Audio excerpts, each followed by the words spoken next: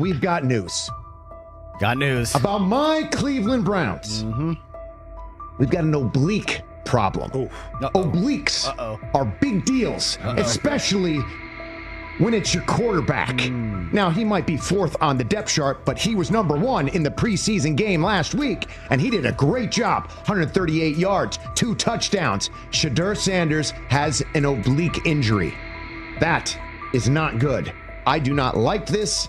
I hate this because I want to see more reps for Shedeur Sanders. Shedeur Sanders, a projected breakout this season, has been sidelined unexpectedly. The Browns coaching staff confirmed an oblique injury significant enough to keep him out of all activity. No reps, no drills, no warm-ups. Concerns are rising about how this may affect his momentum and force adjustments to the team's plan. The focus now is his recovery timeline, the impact on his development, and the next steps for the quarterback depth chart. Browns rookie quarterback Shedeur Sanders injured his oblique during practice today, putting his status in doubt for Saturday's preseason game against the Eagles. He's the latest quarterback on Cleveland's roster who has dealt with a health issue, joining fellow rookie Dillon Gabriel and Kenny Pickett.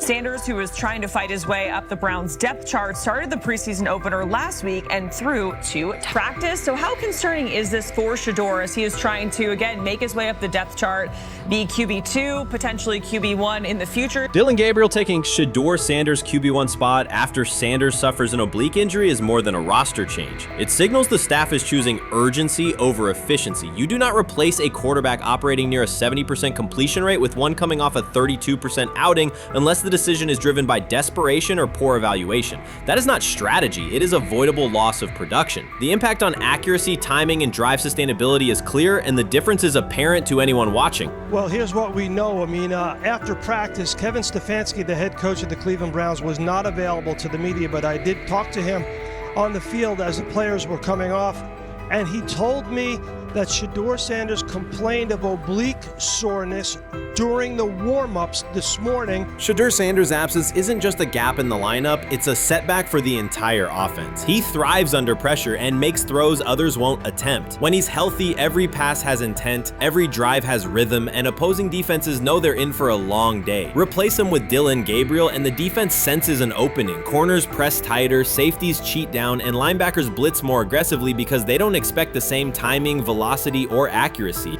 Yes. I mean, yeah, I'm a fan.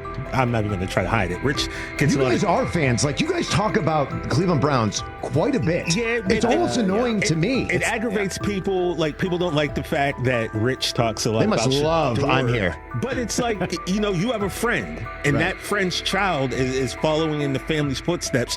You want them to do well. I don't know why people have such an issue. I know Rich is supposed to be impartial, but it's kind of hard when you have that type of tie to it. But yeah, I'm rooting for Shedeur, man. And Dillon Gabriel's 32% completion rate isn't just poor, it's untenable at this level. A number that low needs no context. It means 2 misses for every completion. Weather, opponent, and play calls are secondary when efficiency is that limited. That output does not sustain drives or keep the full playbook viable, yet he is starting while Shedeur Sanders is sidelined. The contrast is clear. Sanders brings accuracy, timing, and command. Gabriel's recent performance reflects inconsistency and missed opportunities. Choosing Gabriel under these circumstances reduces offensive reliability and invites defensive pressure. It is a decision that sacrifices efficiency and field position. So it'll be interesting to see what happens with Dillon Gabriel, but to the Shedeur Sanders point, it is unfortunate because I thought he was gaining some momentum.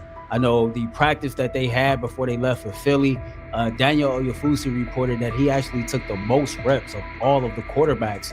And that was the first time that had happened. It was the first time that he had went ahead of Dillon Gabriel, practicing with the twos, etc. So, like, coming off that stout performance against the Carolina Panthers, he was gaining momentum. If this were a clean evaluation, there would be no debate. Shedeur Sanders is the clear choice. He's accurate, composed, and consistent with a track record of high-level production. Dillon Gabriel remains a question mark, and not the kind that stresses defense. He's the kind that makes coaches consider leaning on the run to limit risk and protect field position. The reality is that injuries create openings for players who haven't earned them. Gabriel has stepped into QB1 while Sanders is out, but that reflects circumstance, not superiority. We don't know the severity of this oblique injury and whether it will even keep him out of Saturday's game against the Eagles.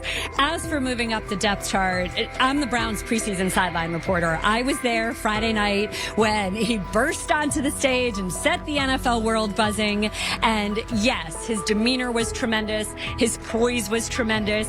He did the things that were asked of him. But at the end of the day, he wasn't actually asked to do all that much. The real concern is how this could attach to Shedeur Sanders' reputation. The NFL is unforgiving about availability. An oblique injury for a quarterback isn't minor. It affects mechanics, torque, and timing. Even with a strong return, the injury-prone label can linger. For the Cleveland Browns, or any team seeking stability under center, that perception is toxic. Teams don't want a player they fear won't make it through October. That's the risk. Talent doesn't always overcome league politics. Once questions about durability start, they rarely fade. They surface in contract terms, roster decisions, and sideline evaluations. So Shedeur Sanders is injured again? If you were following along on social media today for the Browns' first joint practice in Philadelphia against the Eagles, wow, you were in for a tumultuous ride. I mean, all the reporters, both Browns and Eagles reporters, were pretty much flabbergasted at the fact that Shedeur Sanders was taking 0 team reps during the day, and even Tyler Huntley was getting team reps instead of Shedeur. And then it came out, obviously, everybody's speculating. There's people calling for Kevin's jobs. And before I go any further, I don't blame anybody, ever. Meanwhile, Dillon Gabriel's numbers should be sidelining him, not elevating him. A 32% completion rate isn't a dip, it's a warning sign that points to issues with field vision, timing, and receiver cohesion. That's the quarterback taking snaps while Shedeur Sanders is out. Put their work side by side and the gap is obvious. Sanders shows consistent placement, timing, and footwork that reflect high-level execution. Gabriel's recent output introduces variability that shrinks the call sheet and stalls drives. You can't claim the priority is winning while starting a quarterback who isn't reliably delivering routine completions.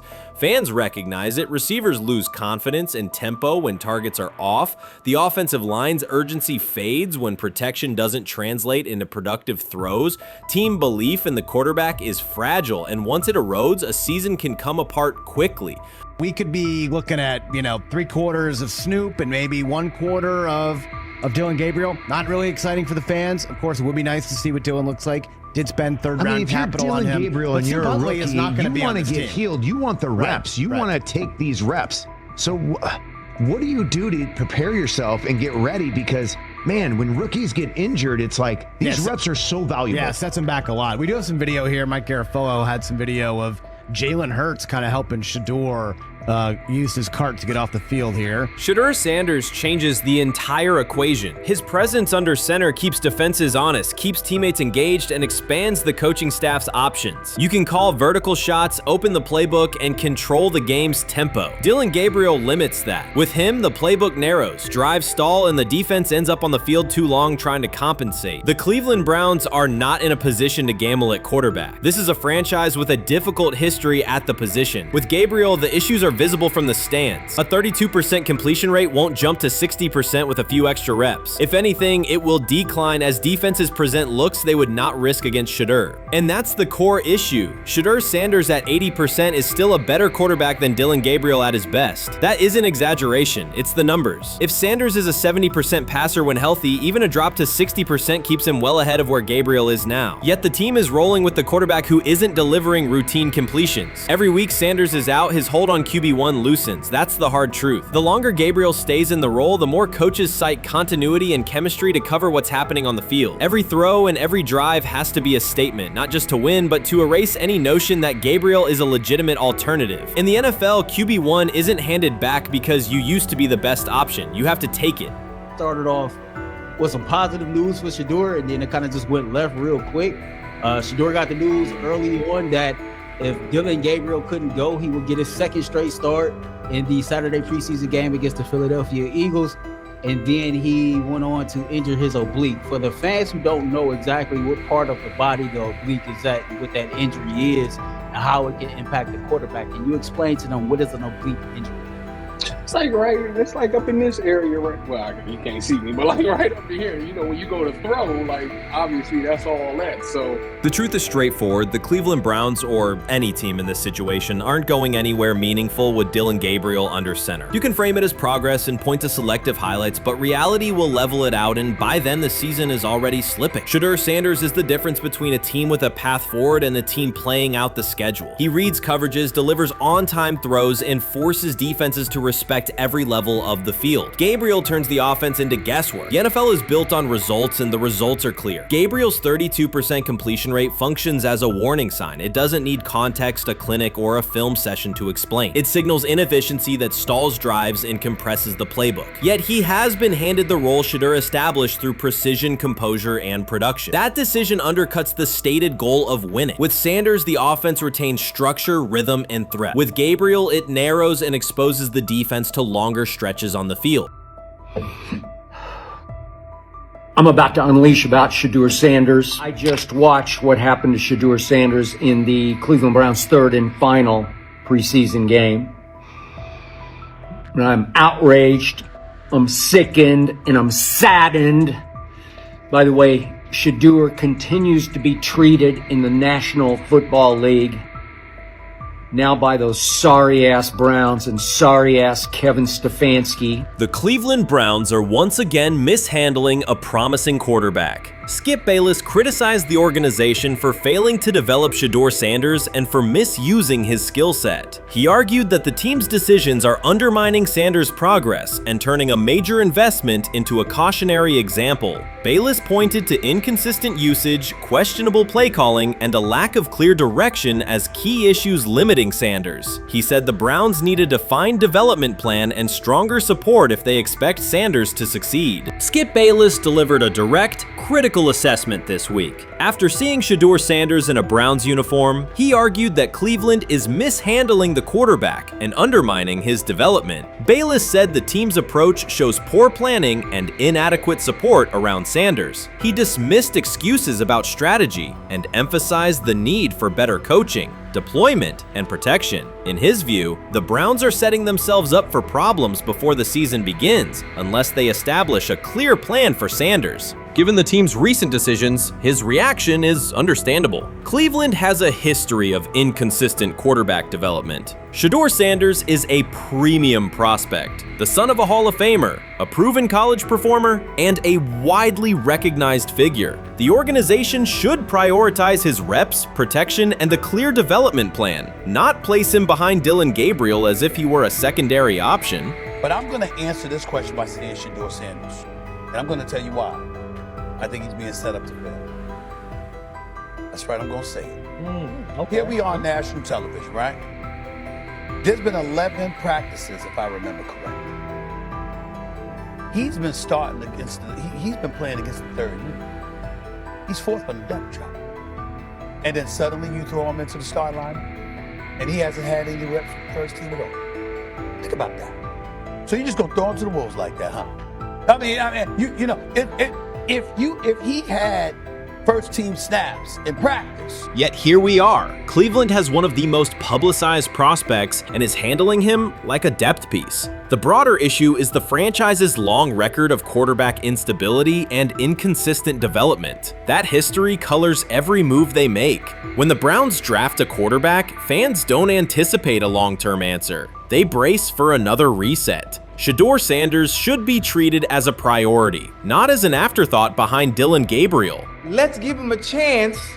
Let's give him a chance with the play calling. You know you have an offensive line that isn't playing that well. So what do? Why not just play the short game so he can get the ball out of his hands very fast to run a competent goddamn offense? Outside of that, Shedeur has to be better in understanding that the offensive line that you're working with right now is not adequate. Why not allow the players that are competing for a job, in this instance, Shedeur Sanders, to finish off the 2-minute drill? When Browns fans see another quarterback selected, they brace for another setback. The franchise's recent history, from Johnny Manziel's failed stint to the rocky handling of Baker Mayfield, reflects inconsistent development and short-term decision-making. Against that backdrop, Skip Bayless's reaction to Shedeur Sanders on Cleveland's roster was blunt. He argued the team is already mishandling a premium prospect by treating him as a secondary option instead of a centerpiece for the future. Bayless's position is straightforward. Sanders is not just a name, he brings proven college production, leadership traits, and significant visibility that can strengthen both the offense and the organization's broader profile. Burying him on the depth chart behind Dillon Gabriel signals a lack of a clear development plan and wastes early momentum. Instead, Bayless contends, Cleveland should establish a defined pathway. First-team practice reps, protection and personnel tailored to his strengths, deliberate play calling that accelerates processing, and measured in-game opportunities that build confidence and execution. In his view, the Browns need alignment from the front office to the coaching staff to prioritize Sanders' growth. Continuing to treat him like a depth piece risks repeating the same cycle that has undermined previous quarterbacks. Committing to a coherent plan gives Sanders and the franchise a realistic chance to convert potential into sustained performance. What do you think is happening in Browns camp? What do you think is going to happen there before I let you go, Lewis? You know, I think it really does all depend on how Kevin is able to, as it relates to Shedeur, work him in enough. Well, one, Shedeur has to earn the right for Kevin and the staff to have discussions about, hey, we got to get him more reps with the ones and twos. We got to get him more reps with the ones and twos when we're going team period, not just walk through or not just 7-on-7 team. Louis Riddick reacted sharply on air after viewing practice footage from the Cleveland Browns. The clip showed quarterback Shedeur Sanders executing a string of precise throws while the Browns head coach watched with a broad smile. Riddick questioned whether the session was focused on evaluation or celebration, arguing that visible enthusiasm from the staff could cloud objective assessment of a rookie's progress. Earlier in the segment, Riddick's tone had been measured once the Sanders highlights appeared. He criticized the perception that a routine practice was being treated like a marquee event. He stressed that coaching reactions should remain subdued until performance translates into game situations. Riddick concluded by calling for accountability and asking the Browns to clarify how they plan to manage expectations for Shedeur Sanders as training camp continues. Couldn't imagine me myself saying, hey, you know what, as someone who has been at the very bottom to try and ascend to like some level of success, I could never imagine going, you know what would be really cool? I'm gonna play a joke on someone like this and pretend that I'm a GM and I'm drafting you when actually I'm not, and then I'm gonna hang up and just giggle about it. I mean, what the hell are we doing? Seriously, what are we doing when we think that kind of crap is funny? I don't know. Trying to get likes on TikTok. I don't have the right words for it.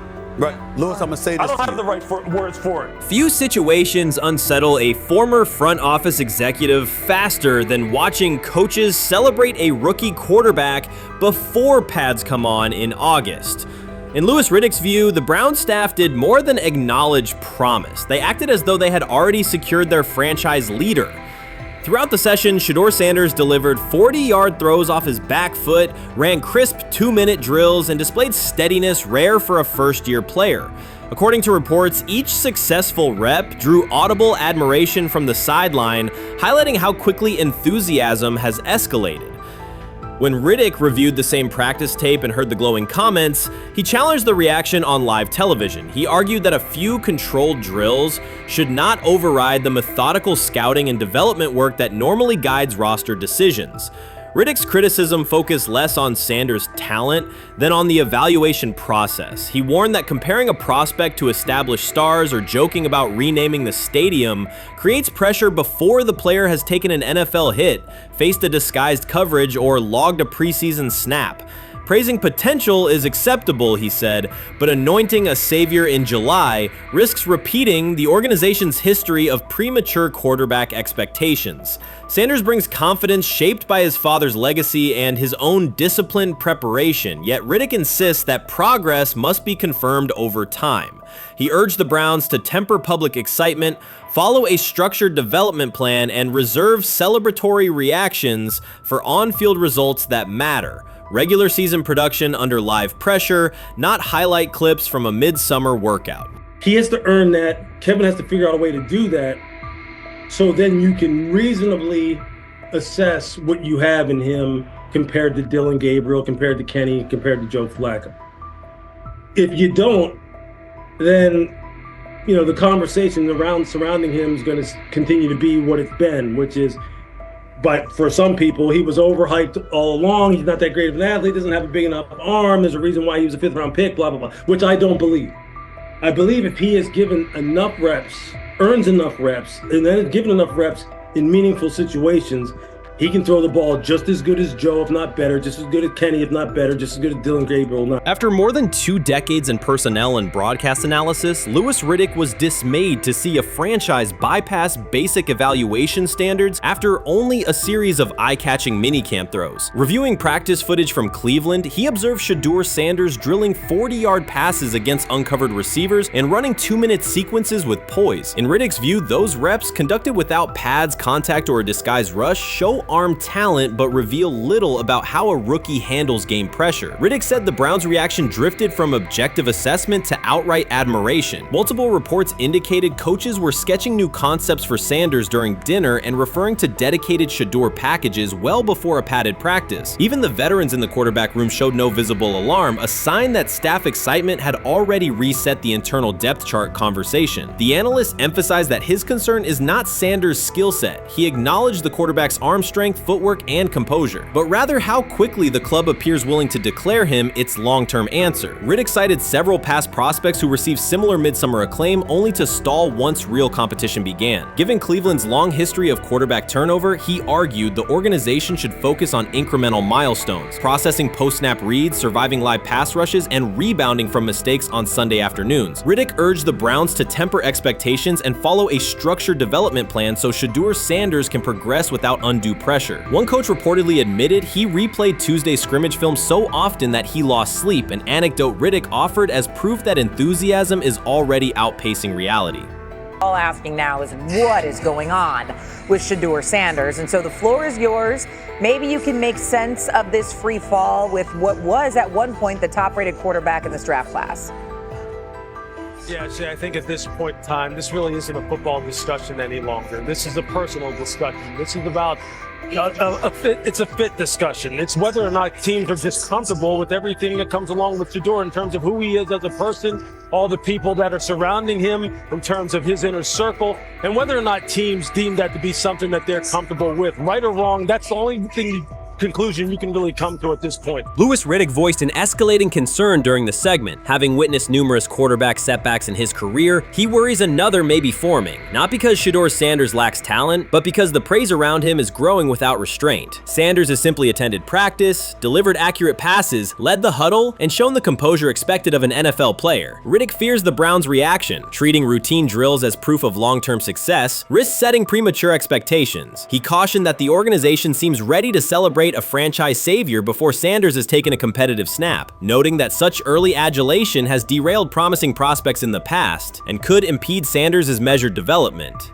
They say training camp decides depth charts, but Shedeur Sanders began fighting for his job long before he will step inside the Browns facility. While most first-year players squeezed in one last vacation, he slipped onto a private field in Texas, strapped on Cleveland's helmet and shoulder pads, pulled a fresh number 2 jersey over his chest, and started rifling timing routes as if it were the opening drive of week 1. No cameras, no hype track, no product placement, just sweat, cadence, and ball placement. A rookie does not rehearse in full game gear unless he already envisions himself commanding the huddle. Plenty of observers shrug that clip off. They insist the 5th rounder, quote, isn't ready, cling to depth chart conventions, or whisper that the name across his shoulders did most of the talking on draft day. Maybe it is the Deion connection, maybe it is a preference for prospects who blend quietly into the background, or maybe the league's gatekeepers fear the possibility that the kid is better than the quarterbacks they have spent months promoting. Whatever the motive, the countdown has started, and video rarely lies. Shedeur Sanders is not preparing to arrive. He is preparing to lead. Footage of a 22-year-old quarterback running live reps in July should dominate highlight loops, but it barely registers on national outlets. Why? It ruins the tidy narrative. The easy storyline paints Shedeur as a pampered legacy prospect banking on his father's fame. Yet the tape shows something different. A rookie drenched in afternoon heat, drilling footwork, calling protections, and imagining cover 2 rotation before the first official meeting ever takes place. Elite mental prep looks boring on social feeds. It looks devastating when the season starts. Walk into Cleveland's quarterback room and you step into politics, not simply competition.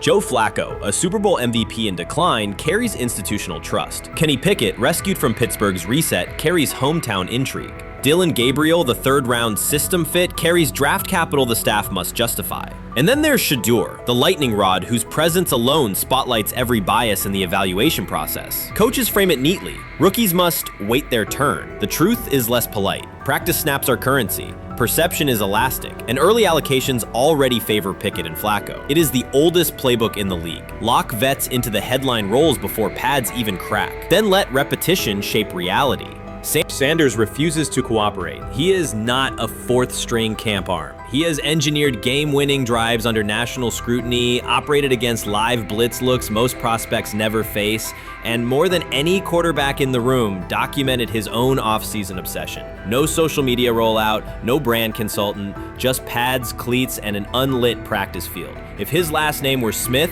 pundits would label him the sleeper of camp. Instead, politics trails every throw. Training camp rotations expose organizational intent. Beat writer Fred Greetham already reports that Pickett and Flacco will open with first-team reps when veterans report July 23rd. Gabriel grabs the developmental snaps, leaving Sanders the leftovers. That isn't performance-based, it's narrative-safe. Gabriel doesn't threaten hierarchy, Sanders bends gravity. Watch the details. Does Shedeur steal 11-on-11 snaps with the twos? Does he run red zone installs or 2-minute drills? If he does, coaches are admitting he is forcing his way in. If he doesn't, they are postponing the inevitable. Either way, the private field reps have sharpened his timing and condensed his release. He is not hoping for an opportunity, he is prepared to seize one the instant it appears. Cleveland's joint practices amplify that tension. First come live periods against the Panthers, then sessions with the champion Eagles. Those reps belong to the starters, so Flacco and Pickett will absorb most of Carolina's disguised pressure and Philadelphia's exotic fronts. Sanders' proving ground will be the preseason opener on August 8th. Under the stadium lights, he will get entire series, real reads, pockets collapsing for real. If his command mirrors the footage from Texas, coaches will have to answer why he never saw earlier work. Reps are scarce. 10 padded practices separate veteran arrival from game one. Even an even split, something that never happens, would hardly suffice. Instead, the staff will funnel snaps toward the comfortable choices. That strategy can bury a rookie, but it can also spark an eruption when limited opportunities turn into highlight drives. One flawless touchdown march in the second half of a preseason game, and the dog pound will chant his name. Then the staff's narrative control evaporates. Criticism of Sanders has never matched the scrutiny applied to his peers. Analysts nitpick a ball pat, a foot angle, a pump fake, Pickett's inconsistency, Flacco's diminishing velocity, Gabriel's college system crutches. Discuss politely, if at all. With Shedeur, the critiques arrive as coded doubts. Does he rely on the family brand? Is he coachable? Can he stay humble? That double standard is as old as the league's resistance to outspoken black quarterbacks. Add Deion's unapologetic persona, and each Sanders rep becomes a referendum on establishment comfort levels. Shedeur answers not with rebuttals, but with work. Work captured in silent footage more deafening than any debate show monologue. Quarterback drama masks broader roster cracks. The Browns receiver group is crowded yet unproven. The safety room failed to create turnovers a year ago. Interior defensive linemen are still rehabbing, and the offensive line must retool on the fly. Which quarterback can navigate that turbulence? Flacco's pocket mobility is limited. Pickett's confidence remains fragile. Gabriel is months away from processing NFL disguises. Sanders, forged by perpetual doubt, offers poise under chaos and meticulous preparation, a combination this franchise has lacked since, well, almost forever. Forget politics, depth chart etiquette, and recycled sound bites about developmental timelines. The only metric that counts now is who did the work. Sanders pounding through full gear scripts in late June is not vanity, it's vision. While the league sleeps, he refines his drop steps. While media speculate, he rehearses third down checks. He has already decided what he is. The organization must decide if it can recognize it in time. The preseason will provide the answer. Live bullets, real blitzes, stadium noise. When those throws leave his hand under pressure, no one will discuss ball pats or surnames. They will ask how a quarterback this prepared slipped to round 5. And if the performance matches the preparation, excuses about lack of reps will dissolve. It will be production against perception, and Shedeur Sanders has been producing where no one could see.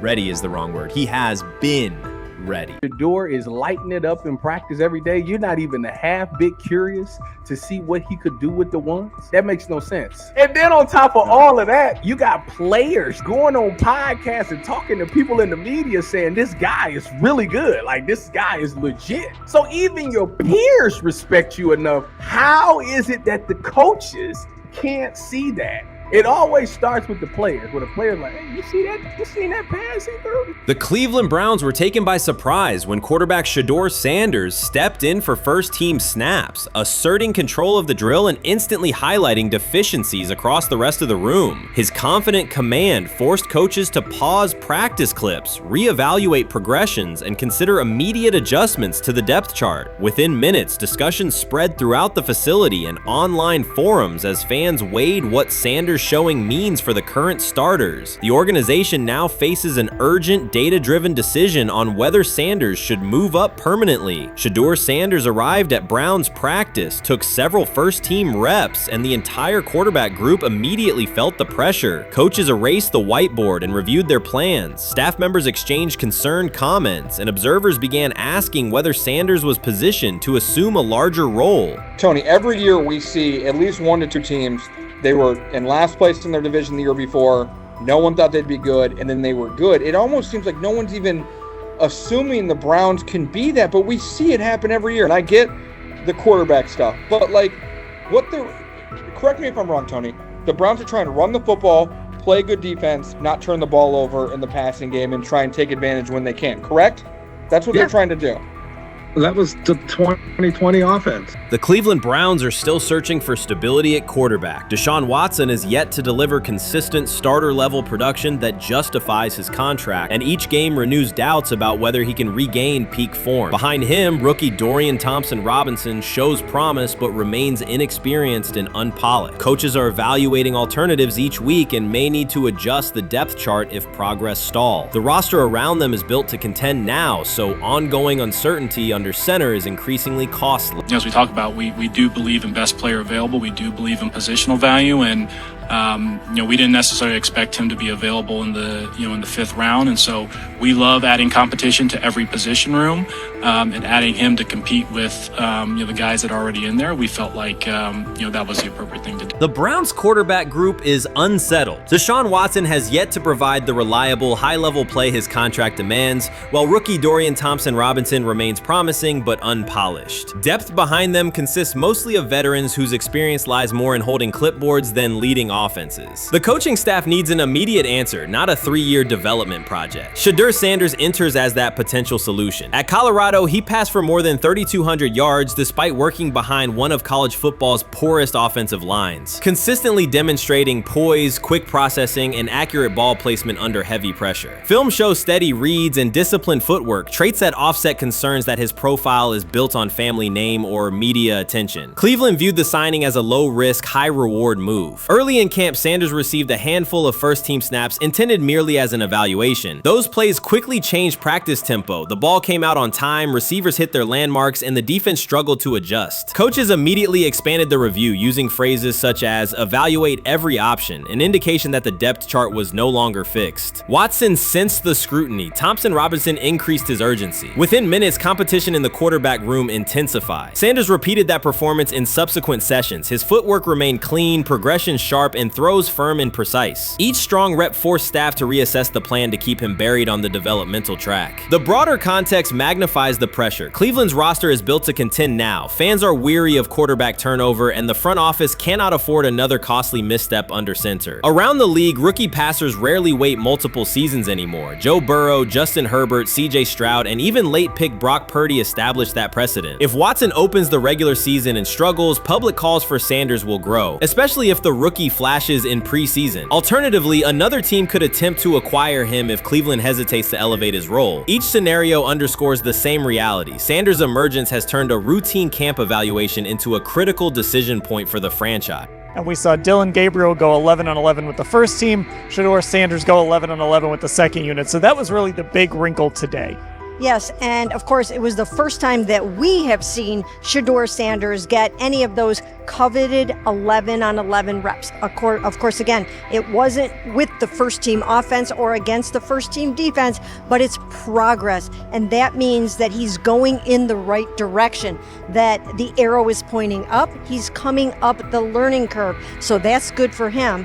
And I actually thought just overall, he had a better day than Dylan had today. He completed more passes. He was more on point. In fact, in that 11-on-11 period, he threw a near touchdown. Desperation can push franchises toward aggressive decisions, especially when their quarterback options appear unconvincing or outdated. One scenario now emerging is that Sanders earns enough confidence to take full preseason reps with the starters, forcing Cleveland to revisit a depth chart it believed was settled at the beginning of July. His practices demonstrate that the excitement around him is grounded in measurable performance. Accurate, high-velocity passes against first-team defenses, and confident command of the huddle. Each strong outing also heightens league-wide interest. Rival scouts adjust evaluations, and general managers revisit their notes, aware that a viable young quarterback may soon become available. Inside the facility, the personnel staff must balance short-term results with long-term roster planning, knowing that an early move could reshape salary cap allocations and locker room dynamics. The pressure on Watson and Thompson Robinson escalates accordingly. Both must produce visible progress to maintain their current roles. Cleveland's recent history shows how quickly promising quarterback situations can devolve into controversy. The franchise has turned potential breakthroughs into organizational turmoil before, so observers remain cautious about how this competition will unfold. So the Shedeur Sanders, I want to talk about this. So here's a prime example. Shedeur Sanders, they had 3-day mini camp for the Cleveland Browns. And now, Jimmy Haslam actually has some money. The Bengals owners and the Rooneys are near the bottom of the league in net worth. But what the Browns have is what I would call the Buffalo Bills used to have this years ago, pre-Josh Allen. What are Browns veterans saying about Shedeur Sanders behind closed doors? According to internal discussions, the feedback goes beyond casual praise. Several veterans describe his performance as franchise level. Private locker room conversations compare his command of the offense to established starters. And one senior assistant reportedly called him Sunday ready after a single walkthrough. The consensus is that front office staff and coaches have taken serious notice. Inside the Browns facility, informal conversations circulate among players and coaches. These remarks carry significant weight in personnel evaluations and often influence practice rotations. When veterans speak this strongly, the message typically reaches decision makers quickly, especially during roster planning. In short, the internal perception of Sanders is already affecting how the staff views the current quarterback depth chart. Browns vets kind of weigh in on Shedeur Sanders and how he's been since he arrived in Cleveland, in Pound Town. And I think it's very, very important that we discuss it, because it'd be really easy for these vets to, this wasn't like a on-the-record interview. This is just kind of back channels into what the vets are saying, the rumors, but the sources telling us.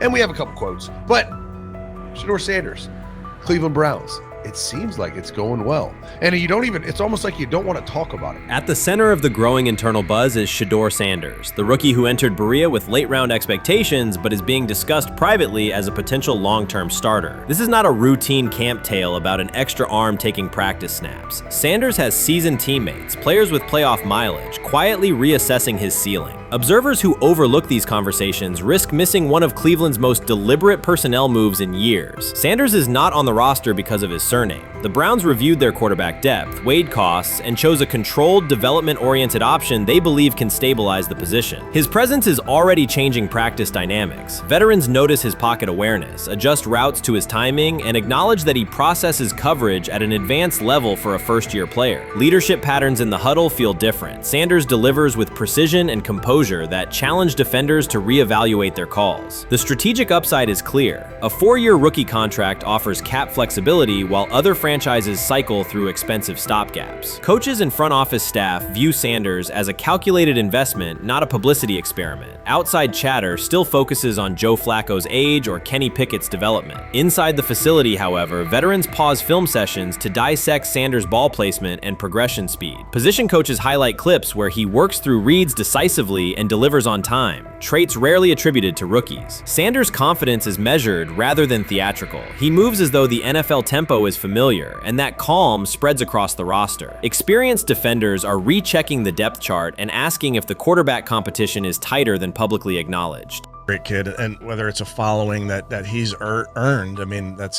something that he's done a great job of interacting with fans. And but he is a great kid. You guys will get to know him more. He's working like crazy, just like all the guys. He's another young man. These rookies, you know, my office is downstairs. As they got to walk by my office as they come in. They come in early. And Shedeur, just like all those guys, he's in there early. He's getting his work done. He has not yet secured the starting job. Evaluations so far come only from brief practice periods, no comeback drives, no national headlines, just steady execution in shorts and helmets. In a league that celebrates splashy debuts, Shedeur Sanders is earning trust rep by rep. Veterans typically withhold judgment until late in camp, yet several are already studying his footwork and timing, which suggests genuine respect. Inside the building, coaches sense that the Browns may have finally found a stabilizing presence at quarterback. Cleveland's recent history underscores why this matters. The team has started 9 quarterbacks over the past 2 seasons, an indicator of instability rather than depth. Sanders arrives with composure, arm strength, and a well-known surname, so any sign of readiness is magnified. Financial context also plays a role. The Browns are allocating a significant portion of the salary cap to Deshaun Watson, whose performance has not matched that investment. To manage costs, the front office signed 4 additional quarterbacks on low-impact contracts. Together, they account for far less than Watson's annual cap figure. If Sanders continues on his current trajectory, that structure could give Cleveland both competitive clarity and much-needed financial flexibility. He's the only person who's come out and say, hey, man, this dude look kind of good, man. Let me tell you what I heard. A lot of people reaching out to players in the locker room and stuff. To me, I think this is it's a red herring. Like, I'm supposed to suspend myself to disbelief that he was going to look bad. I've never expected him to look bad to start with.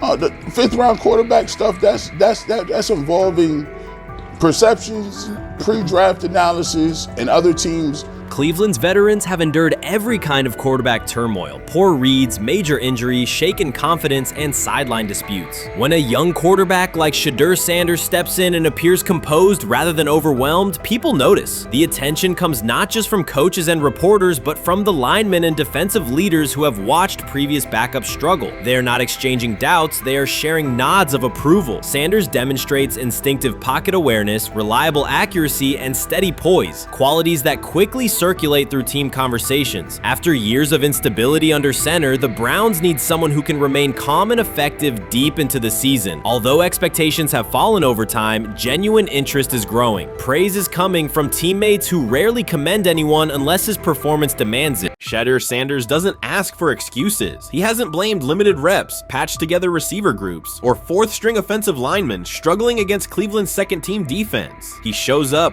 works, and demonstrates why he belongs. On day 3 of Browns training camp, for the first time since OTAs, he finally received something close to a fair opportunity. He lined up with the 2nd unit during an 11-on-11 period and made the most of it. In 8 plays, he did what he typically does when given a chance. He executed. He went 2 for 2 on a quick series, finishing with a decisive throw to tight end Blake Whiteheart that immediately caught the sideline's attention. There was no hesitation in his drop, no unsettled feet, and no panic. Just firm, accurate timing and clean operation. It raised an obvious question: what has taken so long for the Browns to evaluate him with a functional group? The story isn't only about one throw, it's about the delay before it. Sanders has been the guy for most of his football life, commanding high school programs, starring in the Southwestern Athletic Conference at Jackson State, then operating under national attention at Colorado. For the first time, he's been told to wait. He has treated that reality as part of the job rather than a setback. He has prepared like a professional since the moment he arrived, and on the 3rd day of camp in heavy heat, he let the football represent his case. While coverage focused on the veteran presence of Kenny Pickett and Joe Flacco, Sanders made an impression with minimal volume.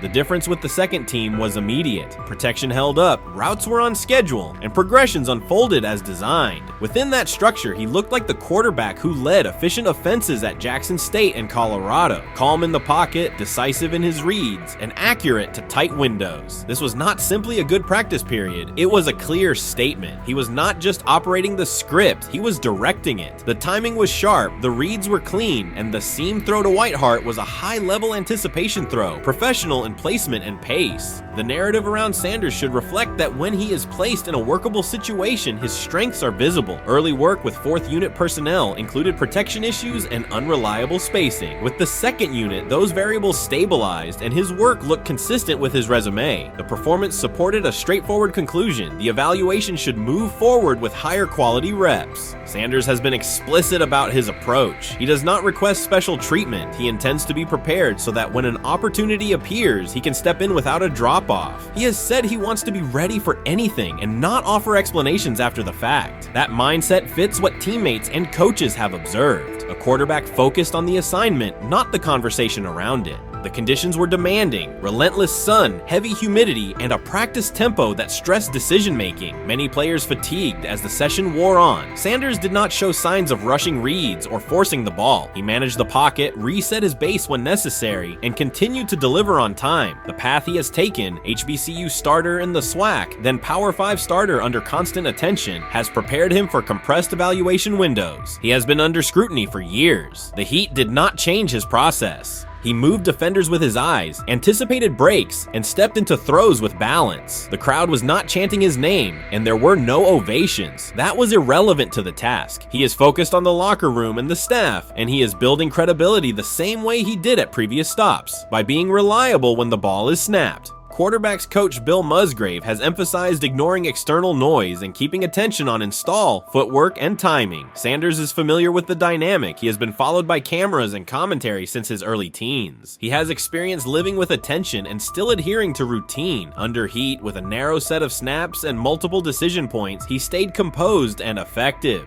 2 speeding citations, 91 miles per hour in Brunswick and 101 miles per hour in Strongsville, became national items. General Manager Andrew Berry characterized the decisions as not smart and stressed that it's not only about driving fast, but about the safety of others. Sanders accepted responsibility, stated that he learned from the incidents, and said he would follow the rules. The attention to those citations did not alter his daily schedule or his practice preparation. He arrived early, stayed engaged, and kept the discussion centered on work.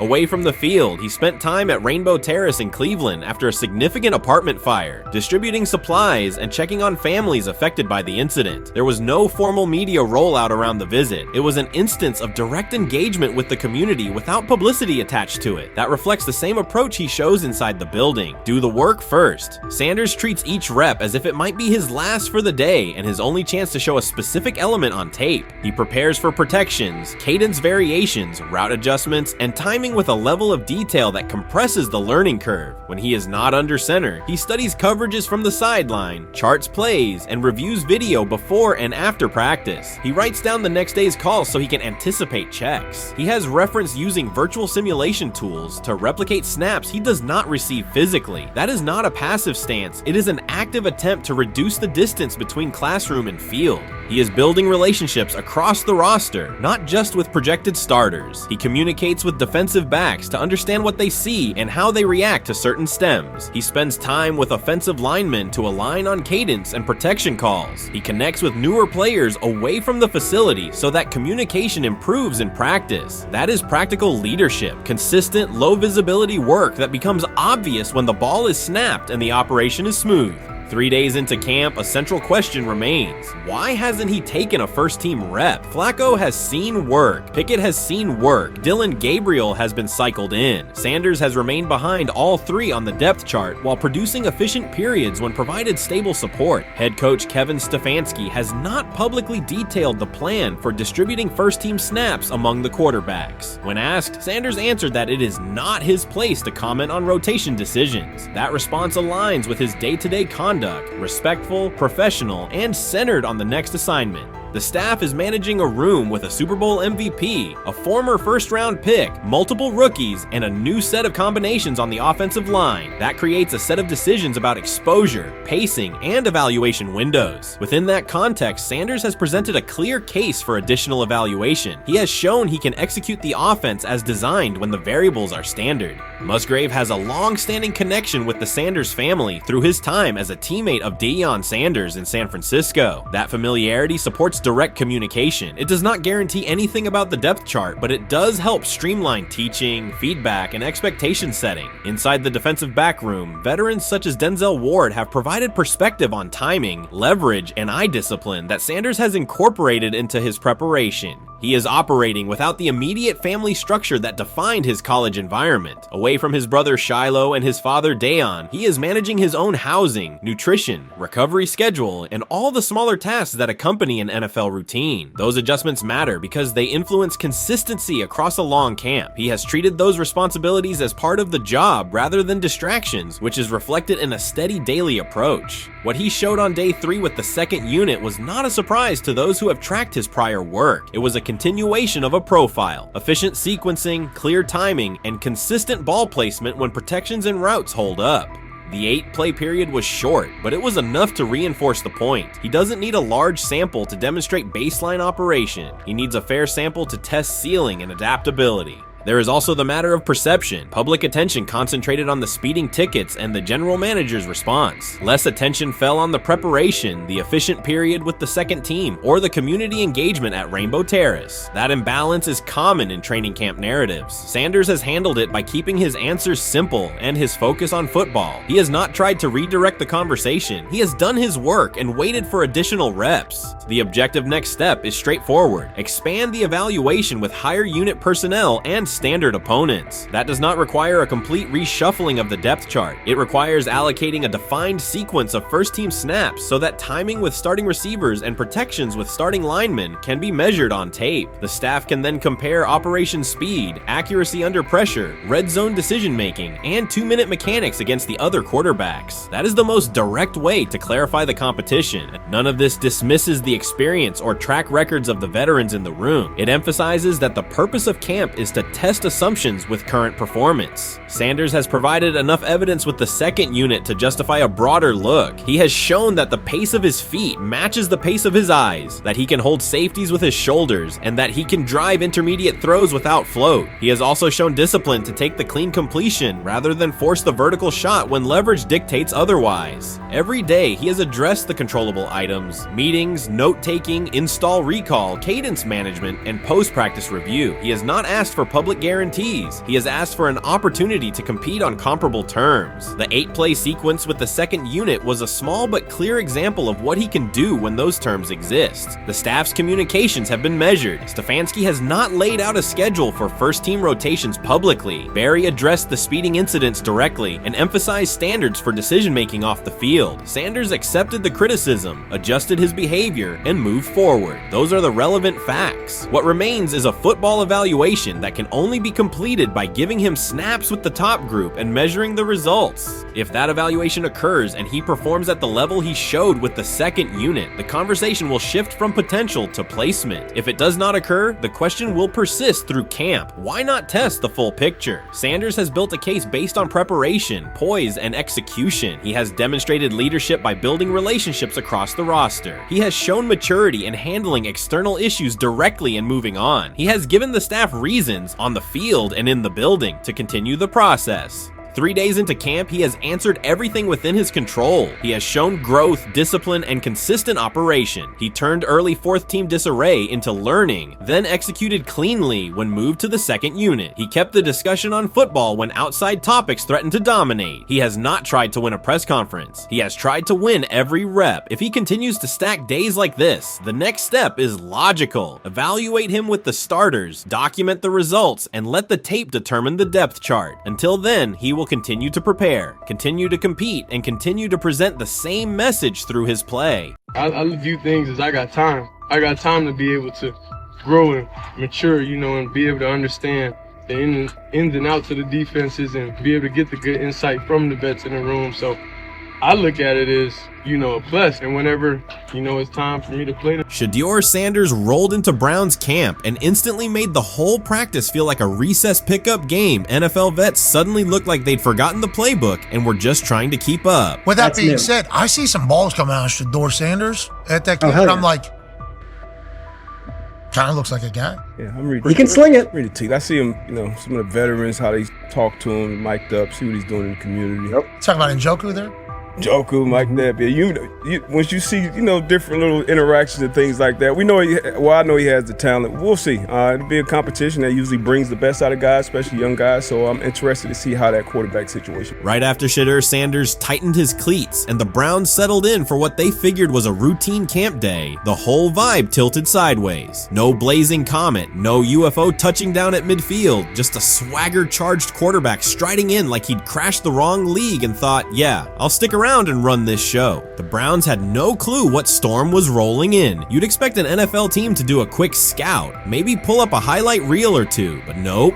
They greeted Shedeur with a shrug, only to watch him seize the field on snap one and run the whole operation like a seasoned pro. First and foremost, he's been the best quarterback in camp. Now look, Joe Flacco ain't had many opportunities. There was a whole day I saw he didn't throw the ball at all. Here's my theory on the situation. They already know who's starting in the number 2 is. They already know. Joe Flacco and Shedeur Sanders is already locked up. You're missing the boat, people. You're missing the boat. Your boy, Kenny Pickett and Dylan Gabriel, oh, they're fighting. Shedeur didn't merely clock in, he hijacked the session. One moment he's loosening his arm, the next he's roasting veteran QBs like faded names on busted draft boards. Defensive coordinators everywhere had the same gut punch reaction. Uh-oh. His pocket poise? Straight disrespectful. His timing? Psychic. And every pass left his hand like it was laser guided to its mark. While Shedeur Sanders was slicing up routes, the Browns' secondary looked less like an NFL backfield and more like a gaggle of dads sprinting through a Saturday fun run. Big on enthusiasm, short on closing speed. Coaches fought the urge to slam the emergency horn. Players traded wide-eyed, "Are we serious?" stares, and someone even double-checked that a hidden camera crew wasn't about to pop out of the tunnel. But nope, this was pure Shedeur. Half cold-blooded surgeon, half highlight factory. He wasn't dropping a casual "I'm here," he was crafting a masterclass. From the first rep, the tempo changed. Shedeur Sanders accepted the snap with steady footwork, diagnosed the Browns' single high shell, and delivered a tight window seam route that forced the free safety to recover late. Throughout the period, he manipulated leverage with quick shoulder fakes, moved through full field progressions, and released on time from a balanced base, consistently putting the ball on his receiver's upfield shoulder. Cleveland's coverage struggled on multiple fronts. Safeties hesitated between deep half responsibilities and underneath support, creating voids at 15 to 20 yards. Cornerbacks and off-man were caught in trail position when Sanders used rhythm throws on 3-step drops, while those who tried press technique had their inside hand neutralized by his receivers' outside releases. Linebackers widened to match shallow crossers, leaving the middle hook unguarded for pivot routes and option digs. One corner attempted a line of scrimmage jam. Sanders immediately adjusted the route to a back shoulder fade, releasing the ball before the break and rendering the press ineffective. Over the session, he showcased pocket discipline, reclimbing to maintain throwing lanes rather than drifting, and finished with a series of anticipatory throws against cover 2 cloud, fitting vertical outs between the flat and deep half defenders. Sanders' combination of rapid post-snap processing, precise ball placement, and pocket efficiency exposed coverage mismatches at every level and highlighted communication gaps in the Browns secondary. By mid-session, the Browns defensive staff clearly recognized their calls were outmatched. Every adjustment, a roll to cover 6, a simulated pressure, a late rotate to 2 high, was neutralized once Shedeur Sanders confirmed the post-snap picture. Routes that had taken weeks to script were beaten by timing and location. Comeback set at 12 yards broke open before the corner's transition. Slot seam-outs dotted the void between the flat and deep half defender, and boundary receivers beat press with quick hand techniques, receiving the ball before the trail man could recover. Sanders' command was methodical. He used cadence to freeze plug blitzes, re-ID'd the mic when linebackers sugared the A-gaps, and maintained a firm base so he could reset and fire without resetting his feet. His receivers benefited from that rhythm. Top of the stem, eyes back, ball delivered on their upfield shoulder, allowing immediate transition to YAC. The Browns front tried a late stunt to compress the pocket. Sanders climbed 2 steps, re-spotted the shallow crosser, and delivered in stride, turning a potential sack into a 20-yard gain. What stood out most was how little ramp-up Sanders needed. From his first series, he processed full-field concepts at tempo, cycling through progression reads without hitching. The poise under interior pressure, consistency in ball placement, and ability to manipulate zone defenders left the Browns' coordinated disguise packages ineffective and forced them into static coverage by the end of the period. In short, Sanders' efficient mechanics, rapid processing, and anticipatory accuracy rendered Cleveland's defensive game plan ineffective at every level, from pre-snap disguise to post-snap spacing. Imagine there's many people that think Dylan Gabriel's a better quarterback than Shedeur Sanders. I don't care where they were drafted. If the Browns are the one team that thinks that, then I'm going to suspect it's not true. They don't know what listen, they're doing. I've been on every quarterback evaluation for 30 years. Right. I never root against anybody. Yeah. But I'd be surprised if Dylan Gabriel's ever a legitimate starting quarterback for the Cleveland Browns. I'd be surprised. I just don't think. Well, then it is a wasted pick because you took him in the top 100. Yeah, but potentially. Yeah. May get away with it because of Shedeur. An edge rusher chirped at Shedeur Sanders between snaps, hoping to shake his rhythm. On the very next play, Sanders answered with a 30-yard laser, a deep dig from the boundary side that split the single high safety and the trailing corner. He hit the top of a 5-step drop, kept a firm base, and delivered on time to the receiver's outside shoulder, turning what should have been a routine rep into a sudden change explosive. From that moment on, every coverage wrinkle the Browns tried, rotating from cover 3 to quarter half, flashing a Tampa 2 shell, mugging both A-gaps, was met with a precise counter. When corners pressed, Sanders adjusted the route to a back shoulder fade. When safeties widened, he checked to a glance post. When linebackers bailed, he found the running back on a delayed option out of the backfield. Even late simulated pressures couldn't move him off his spot. He simply climbed, reset his feet, and fired. As Cleveland's defenders rotated through checks, Sanders manipulated them with cadence and eye discipline. He froze weak side safeties long enough to create intermediate windows, then feathered the ball into those lanes before help could arrive. When the Browns finally dropped 7 and matched every route, Sanders tucked the ball and converted 2 separate 3rd and 6 situations on the ground, reminding everyone that his mobility is as calculated as his arm. By the end of the session, the defensive coordinator's call sheet looked obsolete. Sanders had neutralized blitz looks, exposed spacing issues in zone, and forced the unit into static base coverage just to survive the period. It wasn't a camp drill anymore. It was a clinic on timing, processing speed, and controlled aggression, delivered snap after snap by a quarterback who never needed a warm-up lap to own the field. They never planned on taking him. The problem is, like Ocho Cinco said, you got somebody that has endeared himself to the locker room.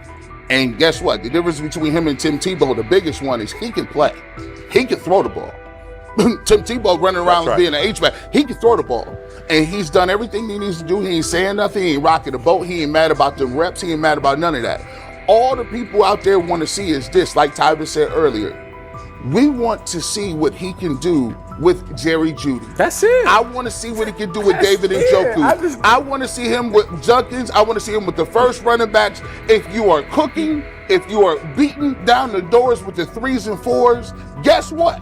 You deserve more. From the first team period on, Cleveland's secondary looked a step slow. A deep third safety hesitated on a post-snap rotation, leaving Shedeur Sanders free to climb the pocket and fire a 22-yard out that arrived before the defender could plant and drive. The supporting cast around him, players fighting for roster spots, not Pro Bowl invites, benefited from his command. Sanders used tempo to control the defensive front, altered protections at the line, and located throwing lanes so quickly that one receiver didn't register the catch until he crossed the goal line. As the Browns tried new personnel groups, coverage busts multiplied. Starters slipped out for hamstring stretches while rookies rotated in, only to find the ball arriving on their blind side before they'd completed a midpoint squeeze. On a later 3rd and long, Cleveland finally closed the interior rush lanes, compressing the pocket with 3 defenders. Sanders pivoted through the traffic, stepped into a narrow escape window, and, without resetting his shoulders, whipped a no-look pass to the boundary curl for a fresh set of downs. The throw turned a potential sack into an explosive play and left the coaching staff scrambling for answers. The people who are fascinated by Shedeur for whatever reason, whether it's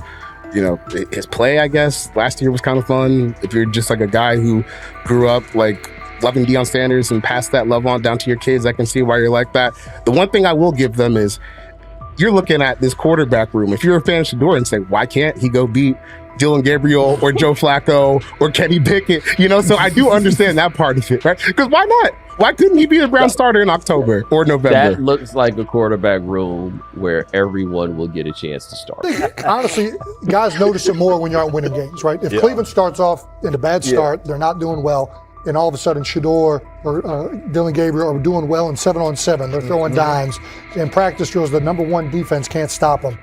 People take notice of that, and the more that the players see it, they're gonna. Then the comments start happening over the lunch table. They start happening throughout the building, and that's when the pressure really will get severe. The Cleveland Browns were focused on resolving their quarterback situation until Jason Kelce made pointed comments that triggered a strong reaction from ownership. The response inside the organization was immediate and intense. What exactly did Kelce say that has the dog pound on edge and the front office under pressure? We've seen that miserable game by the Cleveland Browns. So they throw Joe Flacco in there, and I like Joe Flacco. He did good, but they gave him the resource of all the first-team guys. Then they throw Dillon Gabriel in there with first teams and second teams. So Dillon always is getting protected. The same thing again, they gave this scrub max protection on every play.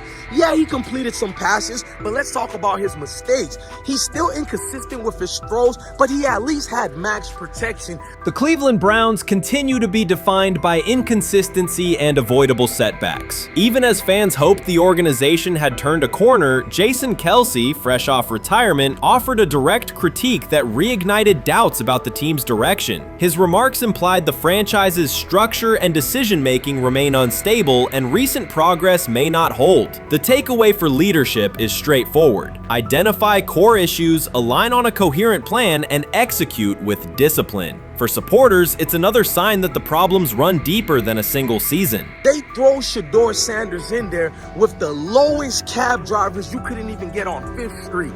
And I'm pissed off, bro, because the play calling was abysmal. Look, even if you don't like Shedeur didn't even get a chance to be trash. Even if you think Shedeur is garbage, he didn't even get a chance to be garbage. That's how awful the offensive line was. Kevin Stefanski still doesn't want to give Shedeur second strings and first strings reps. Why is that? Browns ownership's response shifted from measured to urgent. The pattern is familiar in Cleveland. The team once treated Johnny Manziel as a franchise solution, retained Hugh Jackson for a second year despite results, and invested heavily in Deshaun Watson through a costly trade and contract. These decisions reflect aggressive but poorly aligned planning. The outcome has been continued instability instead of sustained progress. That this was the guy that they wanted to start. He's seasoned, he's experienced, he still has a big-time arm, even at his age, and they open with the Cincinnati Bengals. They wanted that experienced guy. He was always going to be the guy. They were not going to start Dillon Gabriel or Shedeur Sanders in week 1. Kenny Pickett had a hamstring injury. It makes it easy to go with Joe Flacco. And the question isn't and wasn't going to be who's the starter in Cleveland. The question is, who's going to be the backup in Cleveland? Who's going to be the number 2 quarterback when they open the season against these Bengals? Fans still show up season after season, expecting improvement and bracing for setbacks. The usual pattern has been early optimism followed by a gradual collapse. But last season was different. For a sustained stretch, the Browns looked organized and competitive, resembling a functioning team. Couple days, 3 days until roster cutdowns, how do you feel about that? Do you feel like you belong here on this team?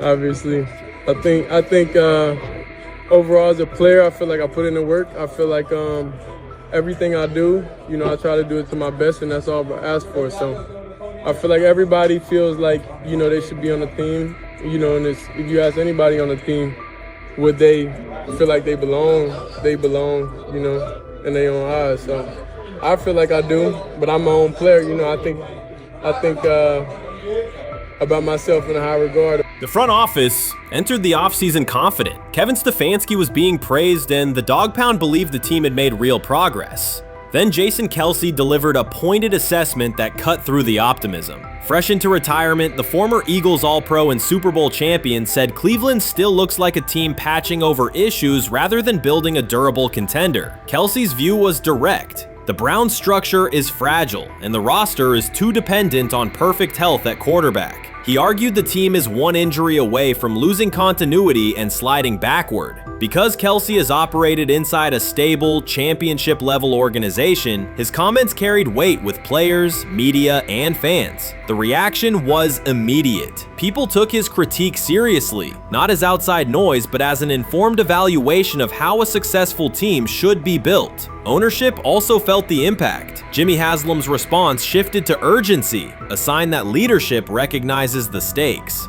The criticism arrives in the context of prior high-risk decisions, especially the fully guaranteed $230 million commitment tied to Deshaun Watson. Watson has missed time and shown inconsistency when available, and the contract has constrained flexibility. Kelce's remarks highlight why depth, alignment between the front office and coaching staff, and a clear contingency plan at quarterback are non-negotiable. The takeaway is straightforward. Cleveland must convert last season's progress into a stable framework, protect the quarterback, deepen critical positions, and establish a plan that survives injuries and short-term setbacks. Without that, the games that fueled optimism will remain temporary. If you're a betting man, who do you think starts for the Browns at quarterback? Okay, this is the situation. Kenny Pickett, they actually traded for him. Joe Flacco, no one's bringing Joe Flacco in the building thinking Joe Flacco's going to be the starter. If Joe Flacco is your starter, you got a problem. You have a huge problem. And if they were saying Shedeur was the starter as the 5th rounder, you got a real problem too, because he passed over all these guys in these reps in the offseason in shorts, in bikini shorts, Speedos and stuff. Like, no. That kind of stuff. So I'm not that surprised. When you put down a 3rd round pick on a quarterback, you do believe he has a certain skill set. Jason Kelce stated the obvious. Cleveland committed to a quarterback who hasn't played at an elite level in years, and Joe Flacco's playoff run didn't change the long-term outlook. Ownership appeared more upset that the criticism was public than by the substance of the critique. Many fans agreed. They've seen this pattern before. Rosters age, injuries are inevitable, and when a single contract dominates the cap, one setback at quarterback can undermine the entire season. Kelce's broader point was about structure. The Browns prioritized the high-cost, uncertain starter over depth and contingency. The late-season surge masked issues that remain: limited cap flexibility, thin depth at key positions, and an offense that lacks a credible plan B. Fans recognize how quickly a strong defense can decline with injuries, and how an offense without redundancy stalls. The AFC North raises the stakes. Baltimore with Lamar Jackson sustains a top standard. Cincinnati with Joe Burrow returns to contention when healthy. Pittsburgh rarely slips below .500 under Mike Tomlin and wins with defense and consistency. In that environment, Cleveland can't rely on perfect health or peak form from one player. The path forward is clear. Diversify cap allocation, reinforce the offensive line and receiver depth, carry a legitimate backup plan at quarterback, and install a scheme that functions regardless of who is under center. Given what we saw yesterday with Shedeur Sanders, somebody on the Cleveland Browns is 100% getting fired, probably by the end of this year. The person who's probably going to end up getting fired is Kevin Stefanski, because I know that he didn't want Shedeur Sanders on the team. It was Andrew Berry who made that pick. You can't really go against your GM. Bad things happen in this situation. But Shedeur Sanders is not without fault for what we saw yesterday. This is the play that we saw yesterday that had the internet just exploding, where Shedeur Sanders took like a 24-yard sack. Half of the internet is saying that this is all Kevin Stefanski's fault. Cleveland showed progress last season, but the underlying concerns remain. Jason Kelce highlighted them directly. The Browns' long-term plan is fragile, cap-constrained, and overly dependent on perfect health at quarterback. His comments focused attention on structural issues, roster depth, continuity in coaching, and a sustainable offensive approach, rather than a single hot streak. That criticism resonated because it reflected what many around the league already see. Ownership's reaction underscored the sensitivity. Jimmy Haslam has presided over frequent coaching and quarterback changes, and external scrutiny carries weight when it comes from a respected veteran with championship experience. Kelce's remarks reinforce that last year's Joe Flacco stretch was a short-term solution, not a foundation. The team still needs a durable plan that can withstand injuries and inconsistency. The practical takeaway is clear: stabilize the system, diversify cap cap usage and build depth at key positions so the offense functions regardless of who is under center. That includes a coherent development pathway for younger talent such as Shedeur Sanders, with defined practice reps, protection, and scheme alignment. Kelsey didn't say anything outrageous. He articulated the gap between a brief surge and a credible long-term contender. I have the faith of a mustard seed, right? Because this is the greatest resurrection since Jesus the Christ, right? Like at some point, Joe Flacco was thinking about getting into TV, right? Joe Flacco didn't have a job, and then now you not only come back and start for the Cleveland Browns late in the 2023 season, but they came back around to you, and you're now the day one starter for a franchise that just 2 years ago was in the playoffs. The Browns quarterback situation remains unsettled. Deshaun Watson was expected to be the long-term answer, but injuries and inconsistent play have prevented him from reaching an elite level. When the team turned to Joe Flacco after Watson's season deteriorated, Flacco immediately lifted the offense and produced results that highlighted the gap between expectations and reality. That a 39-year-old late addition could outperform a $230 million starter was not just a short-term surprise, it raised fundamental questions about roster construction and evaluation. Quarterback depth has been fragile, and the late-season surge masked broader structural problems. Jason Kelsey's remarks made that clear. Cleveland is vulnerable if the starter is unavailable, cap flexibility is limited, and the offensive plan lacks a stable contingency. His critique drew attention to leadership and planning as much as on-field performance. Jimmy Haslam's strong reaction reflects the pressure on ownership. The organization has promoted a message of stability and progress, but Kelsey's assessment suggested those gains are not yet durable. The path forward requires a realistic approach to the cap, a credible backup plan at quarterback, and a system that holds up regardless of personnel.